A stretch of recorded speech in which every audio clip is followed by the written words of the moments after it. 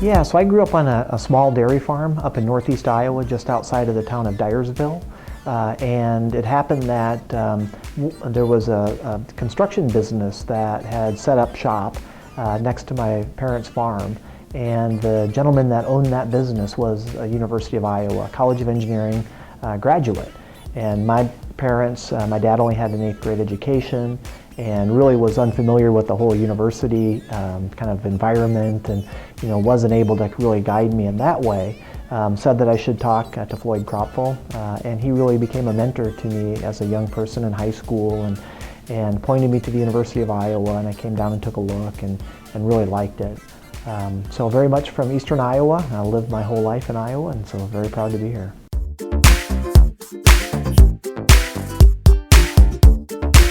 Yeah, so really excited, about the IML-CZO and its role and work that's ongoing in Clear Creek.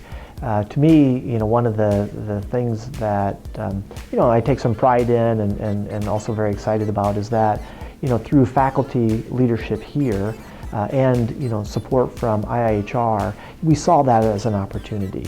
Going back 10 or more years ago, made some investments there, had faculty that did wonderful things there, and Thanos Papanikolaou, who's one of the lead investigators, did tremendous work in the Clear Creek watershed, and over a long period of time built that up to the point where it could become a viable watershed in a national watershed program. And so to me that's very exciting. When we layer on top of that this new project with the HUD funding, it will give us an opportunity to engage landowners on installing conservation practices, farm ponds, wetlands, reconnecting floodplains, bioreactors and other nutrient management practices, and really get those practices built on the ground. And then with the backbone of all the experiments and all the research that's being done out there, we should really have a great location to look at before and after those practices are installed.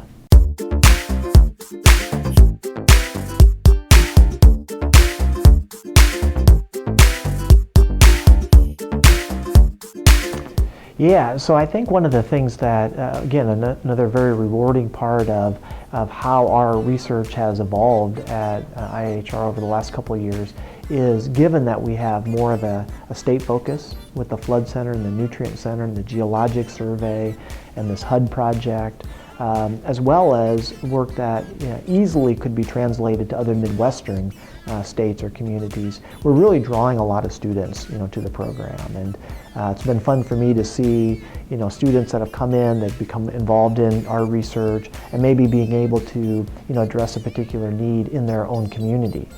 Danny Gillis was a student who came to us from the Waterloo-Cedar Falls area, did research for the Iowa Flood Center, and his research was to create a set of community inundation maps so that for any stage level at the USGS gauge in that community, the extents of the flooding could be seen on an online Google Maps environment.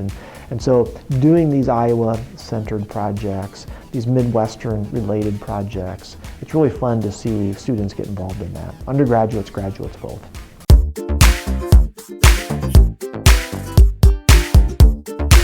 Yeah, so there'll be a couple things that'll be going on. Certainly the CZO has its own network of instrumentation.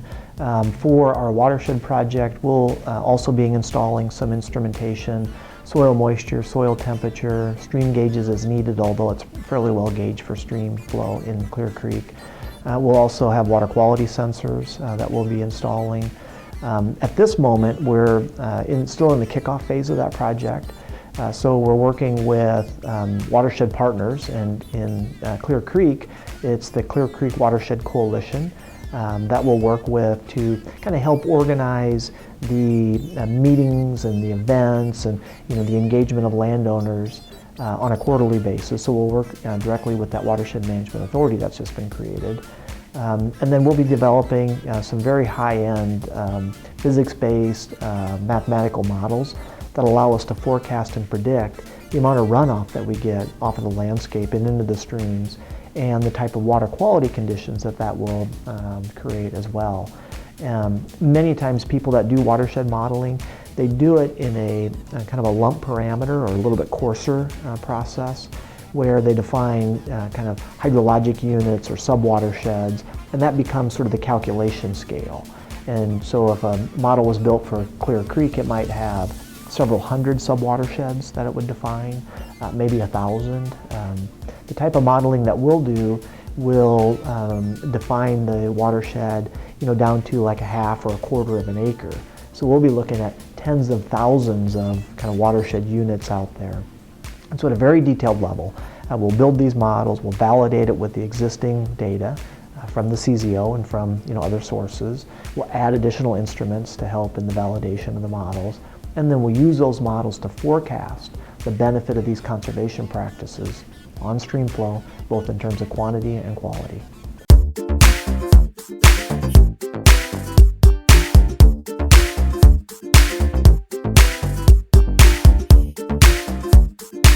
Yeah, so IHR is one of these kind of really wonderful academic research organizations, very interdisciplinary. Through the early part of the history of IHR, it was mostly faculty from the College of Engineering and mostly from mechanical and civil and environmental engineering, but it's expanded quite a lot over the years. Now, in addition to having the faculty-led research, we also have a couple centers. So we have the Iowa Flood Center as part of IHR, and then a Regents-funded center called the Iowa Nutrient Research Center, which is housed at Iowa State University. We typically have about 40–45% of the total budget responsibility for that center. And then University of Northern Iowa also is involved in the Iowa Nutrient Research Center. And then the third entity within the program is the Iowa Geologic Survey, which provides services back to the state of Iowa for understanding groundwater as a resource, both in terms of quantity for drinking water as well as quality. They also create the drought forecast for the state of Iowa. So now when you think about the Flood Center, the Nutrient Center, and the Geological Survey, we have the talent and the expertise here to study things from surface water to groundwater, from water quality to water quantity, from drought to flood. And so it's really become a kind of a nexus of water-related research interest. In addition to all of that, we still do a lot of work that's fluids-focused.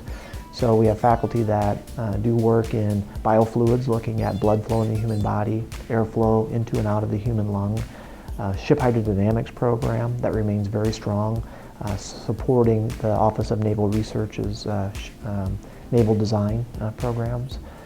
Faculty in urban and regional planning, in journalism and mass communication, geography and geoscience, public health, chemistry, mathematics and statistics, and kind of all across the broader institution, the University of Iowa, all focused in one way or another on fluid mechanics or hydraulics and hydrology.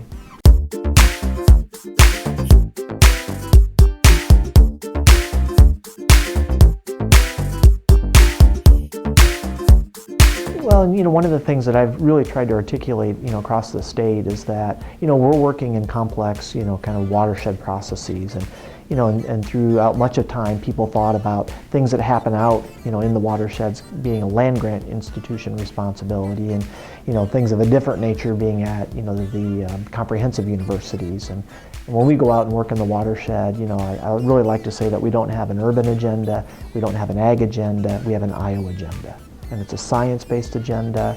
We want to do work to make Iowa a better place for all of us to live.